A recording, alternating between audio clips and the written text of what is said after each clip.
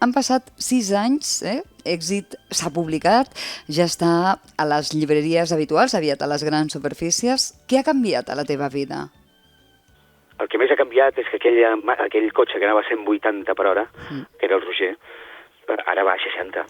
Clar que tinc un dia difícil, que tinc 1.000 entrevistes més 1.000 doblatges. Però si jo tinc aquest dia, me n'agafo 2 per respirar.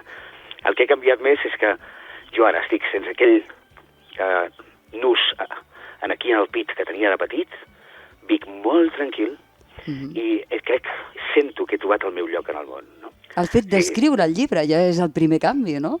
De fet, una de les coses que quan fas un tractament més treballes és l'ordre en la teva vida, no? Sí, però també hi ha una cosa bona que tenim els addictes, i és que també ens podem enganxar a coses boniques i sanes, no? Si les fem repetidament. I com que jo he fet repetidament, no sé, cada tarda m'agafava 2 hores per escriure, doncs això ja m'agrada, i ja m'ho he imposat. I també ara estic escrivint una altra cosa, a veure què en surt. Però, sí, jo ara la meva vida doncs, és molt... De fet, és tan diferent i m'agrada tant que la protegiré. Molta gent em diu, i no tens por de recaure? No, sí, tinc por. Perquè aquesta por és... Tinc por perquè m'agrada tant la vida que tinc ara que no la vull perdre i, per tant, la protegiré al màxim. Això és el que dius l'any 2012, atenció, quan vens al meu programa, als estudis de Punto Ràdio Catalunya. En aquell moment jo et pregunto, quina és per tu la clau, I això és el que dius. És passió. Ah, que bonic. Passió. Perquè jo crec que si tu ets apassionat anirà lligat a altres valors. Si tu ets un apassionat hauràs de tenir paciència, que també és l'altre que he agafat. I ara quina seria la clau? Perquè les coses han canviat, la teva vida ha canviat. Doncs mira, la meva resposta està en el meu braç, amb un tatuatge. És respira, breathe, no? Mira, i precisament el tatuatge aquest, Estrella, és una clau. És una clau que posa breathe, respira. I és la meva clau de l'èxit. La clau de l'èxit és respirar profundament. És a dir, que estem connectats, Estrella. Sí, ja ho estic veient, sí. Dius que èxit és el més difícil que has fet. Sí? Més que aquests doblatges tan intensos com, per exemple, La xica danesa, que ho fas en 2015, per cert, una etapa de les més difícils, La xica danesa. Sí, però jo estava malament, però seguia doblant i seguia deixant-me la meva pell en les pel·lícules. Com, per exemple, La teoria del todo, que és per mi de les pel·lícules i dels treballs més difícils que he fet. ¿Y si invirtiera el tiempo para ver lo que pasó al principio del propio tiempo? Retroceder el reloj. Retroceder el reloj. Adelante. No sé cómo. Aún. Sigue girando. ¿Hacia dónde? Todo cambiará. Ha estat més difícil el llibre que el doblatge en pel·lis, per exemple, com aquesta que dius, La teoria del todo, sí? Molt més, perquè és una cosa que per mi és nova. I pensa que el llibre, tal com jo el tenia al començament, com ha acabat, és molt diferent. He trencat allò típic de les pel·lícules, que l'escriptor no li surt res i ho trenca amb música per sota. Això m'ha passat moltes vegades. Perquè sóc molt exigent, també, i perquè també he volgut... jo fa ja 2 anys que el tenia escrit, he retocat coses, però també volia trobar el moment de treure'l, que jo sentís que era el moment. I també per tot el que comporta, no? Jo quan a vegades llegeixo una mica del meu llibre, que me'l fan llegir, se'm posa la pell de gallina. Jo, és més, ja et dic, jo no crec que el llegeixi mai més ja.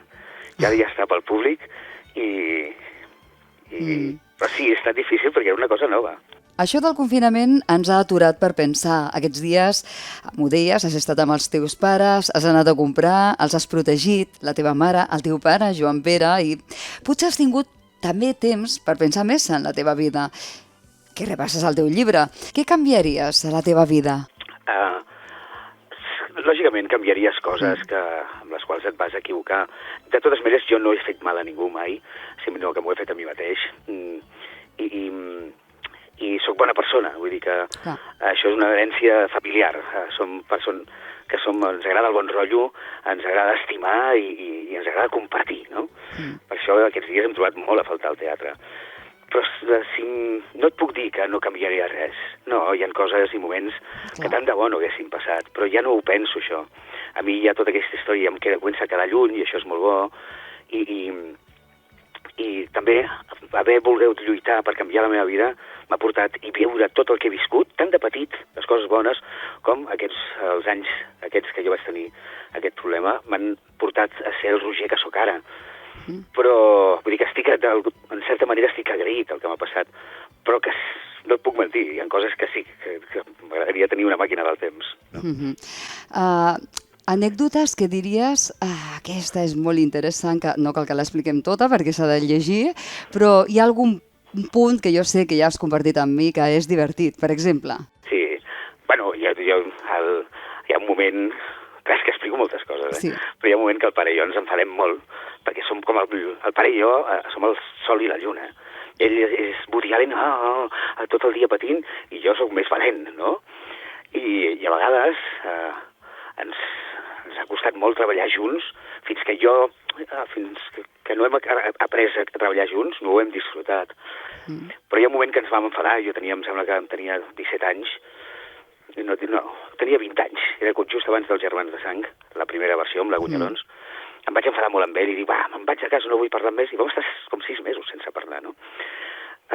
I just m'agafo un pis a Barcelona, un primer pis, amb la mala sort que la meva habitació dona al carrer, i en el carrer hi havia una banderola de l'estranya pareja, amb el meu pare rient i fent així amb la mà. Dic, no pot ser.